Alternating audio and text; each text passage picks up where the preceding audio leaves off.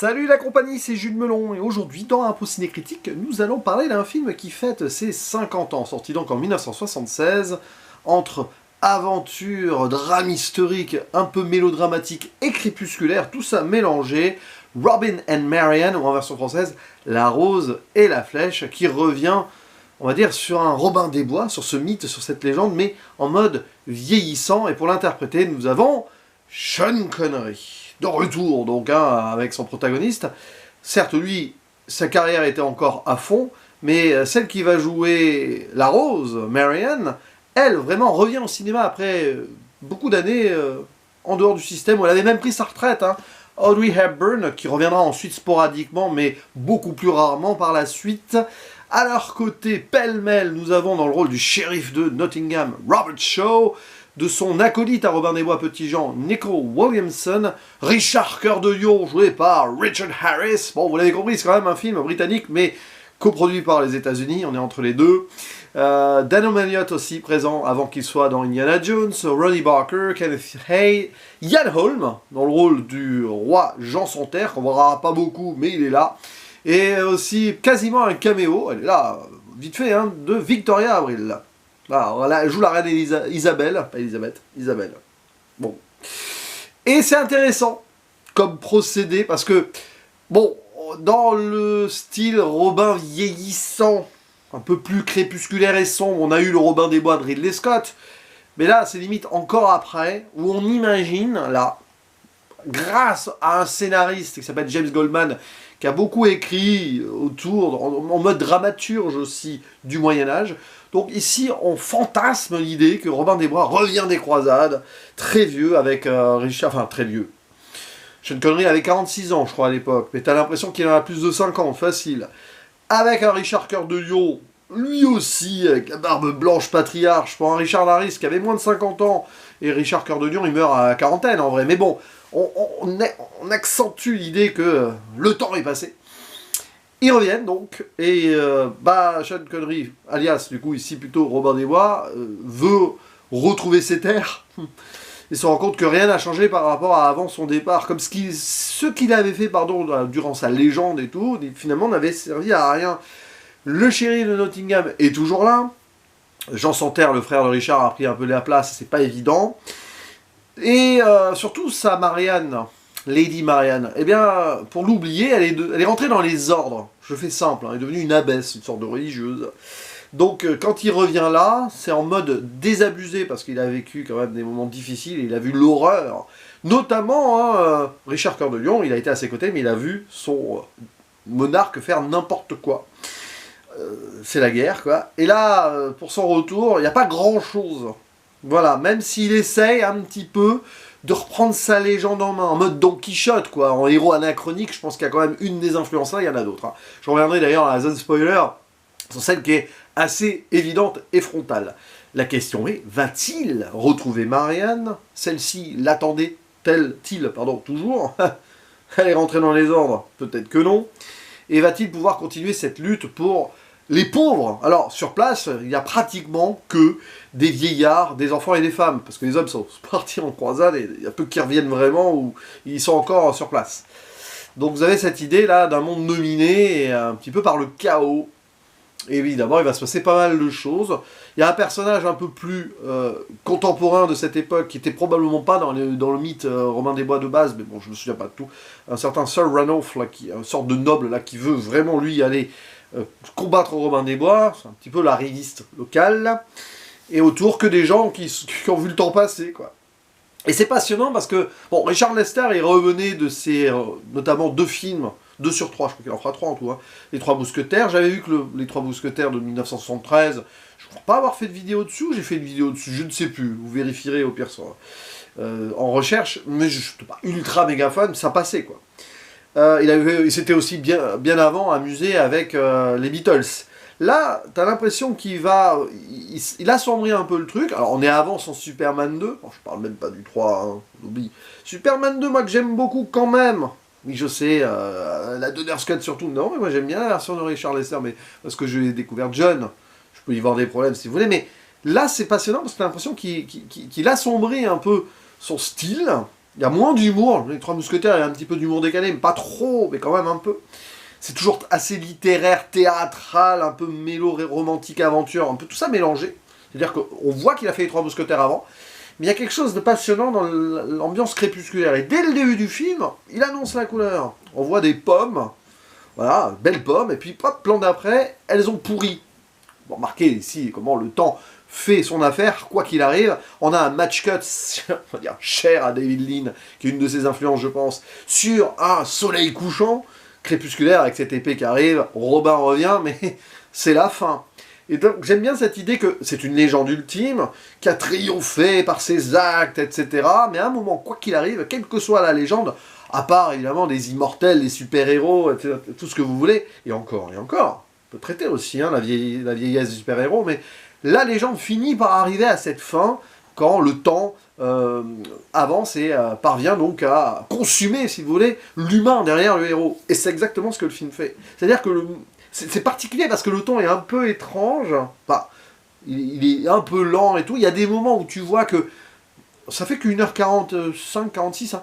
Mais bon, il y a des scènes, blabla, machin. Dans la mise en scène, c'est très posé, ça ne va pas aller chercher loin. Même les scènes de combat sont un peu pataudes par moments, notamment un duel vers la fin. Mais c'est logique. Et c'est vrai que si le rythme a du mal à se mettre en place, c'est parce que ça se veut crépusculaire. Il y a des petits moments où tu sens qu'il essaye d'injecter quelque chose pour que ça soit un peu plus fun, vite fait. Notamment le début, là, ça fait quand même un petit peu humour décalé, hein, le retour avec Richard Cœur de Lion. La façon dont Richard Cœur de Lion va... Alors c'est pas un spoiler, c'est le début, mais il va en finir, quoi. Hein. Il va se prendre une flèche, mais de façon complètement... c'est ridicule, quoi. C'est un vieillard qui lui balance à la main. Et il va mourir très lentement. Bon, ça, c'est les 10-15 premières minutes du film. Voilà, mort ridicule d'un gars qui a fini ses années en mode sanguinaire, quoi, en croisade. C'est loin du Richard Cœur de Lion, finalement, de Robin des Bois. Et Robin, qui quand même avait avec lui perpétré tous ces terribles méfaits. Il a été complice de tout ça. Il a beau se repentir à la fin, voilà. Et Marianne, voilà, dans son couvent, c'est un peu compliqué, quoi. On voit quand même des choses très sombres et très dark. Voilà, c'est vraiment, hein. Je développerai ceci après. Et Sean Connery, égal lui-même, il aime bien finalement aussi jouer ce genre de rôle-là, avec sa petite barbe grisonnante là, qui fait plus vieux que son âge là, finalement. C'est vrai qu'il commence à entamer une autre phase de sa carrière en 1976. C'est-à-dire que ses grandes années, notamment James Bond, sont peut-être derrière lui. Hein. Peut-être, mais bon, il est encore présent. Et le voir ici former un duo avec Audrey Hepburn, à l'époque, j'imagine les gens devaient être fous, parce que personne n'aurait imaginé qu'elle reviendrait au cinéma, et elle est revenue. Et bien ça fonctionne bien. Il y a un très beau duo avec Nicole Williamson aussi, donc celui qui joue Petit Jean. Très touchant ce personnage. Il va avoir sa petite caution un peu plus personnelle dans la dernière partie. Et bon, après, il se passe ce qui se passe. C'est vrai qu'il y a des scènes, dans le cœur du film, sur les côtés action-aventure, c'est pas très important. Alors, du coup, on s'engage pas suffisamment parce que c'est pas la tonalité que l'on veut voir dans le film, mais il faut bien quand même y mettre aussi de l'aventure. C'est quand même Robin des Bois, quoi qu'il arrive, et même si c'est peut-être un de ses derniers coups d'éclat, il va y avoir des éclats, mais des éclats, comme je le disais, même dans la façon de filmer, Richard Lester, je veux dire, ne se permet pas le spectaculaire vraiment outre mesure, hein, vaguement, mais on sent que ça reste un peu soft. C'est probablement d'ailleurs ce qui a le film un peu désarçonné, j'imagine, à sa sortie, que pas mal de gens étaient déçus parce qu'ils voulaient vraiment, même avec Sean Connery, continuer à le voir vigoureux, même à son âge-là. Au final, pas important. Quand je pense d'ailleurs à ça, Sean Connery, j'en parle beaucoup sur ma chaîne ces derniers temps, mais Highlander, 10 ans après, finalement, t'as l'impression qu'il est limite aussi vieux que dans sa performance d'Highlander, où il faisait une autre sorte de Don Quichotte, un peu plus frontal peut-être. Ça m'amuse, ça, cette idée. Et la BO très sympa de John Barry, un beau thème musical pour un peu l'amour, là. Ouais, ça fait mélo. Hein, ça fait mélo. Mais je trouve que ça passe. Voilà. Après, c'est un film d'ambiance qui prend son temps, qui joue sur le temps et le temps qui passe. Et spoiler, arrivé au bout, on comprend pourquoi le titre anglophone c'est Robin and Marian. Et d'ailleurs, c'est très bête que la version française ne se soit pas appelée Robin et Marianne. Je ne comprends pas pourquoi. Voilà, la rose et la flèche, alors je veux bien, mais c'est pas beaucoup plus vendeur que Robin et Marianne. Limite, ils auraient dû appeler ça, si vous voulez, Robin des Bois et Marianne, bam. Je sais pas, le titre français, d'autant plus dénature l'idée de base. Robin and Marianne, vous pensez à Roméo et Juliette, enfin, arrivé au bout. Parce que quand même, hein, ça finit comme ça. Bon, avant, le dernier duel avec le shérif et tout, Marianne qui ne veut pas, elle veut plus que son Robin continue à se battre, alors, elle l'aime encore, c'est un peu compliqué, mais alors du coup, ça suffit, quoi. On voit qu'elle a tenté de se suicider quand il est parti, Robin, c'est quand même terrible, ça. Bon, elle a été soignée, c'est pour ça qu'après, elle s'est dédiée à la religion. Alors, il y a un côté historique intéressant qui, apparemment, est plus ou moins factuel, où Jean Santerre aurait eu un problème avec le pape. Donc on va s'en prendre notamment aux religieuses, donc elle est en danger. Ça annonce ce que Henri VIII fera plus tard, mais parce qu'il voulait divorcer, et hop, la religion anglicane, bien après. On voit déjà les petits problèmes entre certains monarques britanniques au sens large, là, hein, historiquement parlant, hein. C'est pas vraiment encore britannique, mais et la religion catholique. Et du coup, Marianne, elle a marre, le dernier duel, oui, shérif d'Ottingham meurt, mais alors Robin il passe à ça, il est blessé. Ras le bol. Elle décide de l'empoisonner et de s'empoisonner avec. Ils vont mourir à la Roméo et Juliette, mais des Roméo et Juliette. Alors, c'est intéressant parce que là, on est dans des amants vieillissants, mais quand même, qui ne peuvent pas vivre leur amour dans ce monde qui n'est pas fait pour eux, où il y a trop de combats, de problèmes sociaux, politico, trucs, et donc, allez. Mais là, c'est plus conscient, quand même. Hein. C'est quand même intéressant. Mais d'où le titre. Là, ça fait aucune surprise. Et bon, après, il tire la dernière flèche de façon vigoureuse, là où elle retombera, ils seront enterrés. C'est Petit Jean qui va veiller à cela. Petit Jean qui visiblement tenait à Marianne, mais par amitié pour Robin, il n'en a rien dit. Il y a un truc à la fin. Ça aurait pu être un triangle amoureux, mais le triangle, il est très vite brisé par l'essentiel. Et pas par la flèche, du coup. Mais c'est beau, je trouve. C'est vrai que de Don Quichotte, on passe à Roméo et Juliette. Richard Lester et son dramaturge scénariste, évidemment, ont rendu le truc très très littéraire. Ce n'est pas hyper étonnant, mais c'est intéressant de ce questionnement de comment une légende peut devenir un mythe. Oui, mais au-delà de ses actes et de ses combats et de ses victoires, il y a un moment, il y a aussi une fin qui est marquante, crépusculaire et touchante, qui va l'inscrire encore plus dans une forme de légende.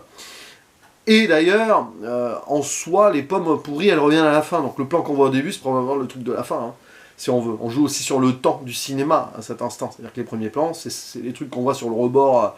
J'allais dire de la fenêtre, hein, si vous voulez, et pas juste avec le match cut qu'on a en intro. On comprend l'idée. Et cette idée aussi du héros vieillissant, mythe qui finit par être dans le crépusculaire, par le temps qui passe. On est presque ici dans une forme, mais en mode médiéval, aventure, mélo, une forme de western crépusculaire. Enfin, vous voyez, c'est dans cette idée, en fait, plutôt qui s'inscrit à cette époque-là, depuis l'avènement du nouvel Hollywood et tout. On est dans cette idée de crépusculaire. Ces héros qu'on a inscrits dans un certain temps avant, le héros Robin des Bois, Hérolfine et compagnie, hein, et ben ici on le remet à sa dimension humaine, quand même, mais avec une grandeur plus crépusculaire, où le temps, de toute façon, ne pardonne personne. Moi je trouve ça passionnant, pour l'époque en plus, et pour ces héros vieillissants, même un Sean Connery un peu vieillissant, Audrey Hepburn qui revient, tout ça, c'est beau, je trouve. Je ferme la zone spoiler, donc c'est bien, hein, Robin and Marianne, La Rose et la Flèche, voilà, film qui parle de son temps, qui fait son temps et qui en a conscience, c'est-à-dire que même dans la mise en place globale pour 1976, c'est un film qui fait classique, mais ça se veut classique en inscrivant un personnage qui n'est pas dans son temps là. Donc je parlais du héros un peu anachronique et il revient trop tard, il peut plus faire grand-chose maintenant à arriver à tout, surtout brisé aussi par ce qu'il a vécu sur le terrain à la croisade, et Marianne brisée elle-même par le départ de Robin. Ne soyez pas étonnés donc de voir un film qui se pose, qui ne va pas aller donc dans l'esbrouf, dans les moments hyper exceptionnels de bravoure non plus. Ça peut du coup vous laisser hacker, c'est possible. Moi, à un moment, je vivotais, j'étais là, mais bon, je vois l'idée. On va aller au bout, c'est intéressant, on sait comment ça va se terminer, très vite on comprend et on va deviner, peu importe, bon j'ai fait une zone spoiler hein, de toute façon, mais ouais, c'est vraiment plutôt intéressant, c'est un film qui marche vraiment bien, très bon duo principal, et quand on connaît un peu, voilà ce qu'on a vu avec Robin des Bois, en Disney et tout bien sûr, mais pas que, eh bien c'est amusant de voir ça, donc... je vous le conseille, La Rose et la Flèche. Si vous l'avez vu, évidemment, vous pouvez me dire en commentaire ce que vous en avez pensé ou revu. Est-ce qu'il vous a marqué, au-delà même des souvenirs? Est-ce que vous l'avez revu? Est-ce que ça fait partie de vos films de chevet ou pas du tout? Vous êtes libre, donc, de vous exprimer ci-dessous. Et en attendant, je vous dis à la prochaine. Ciao!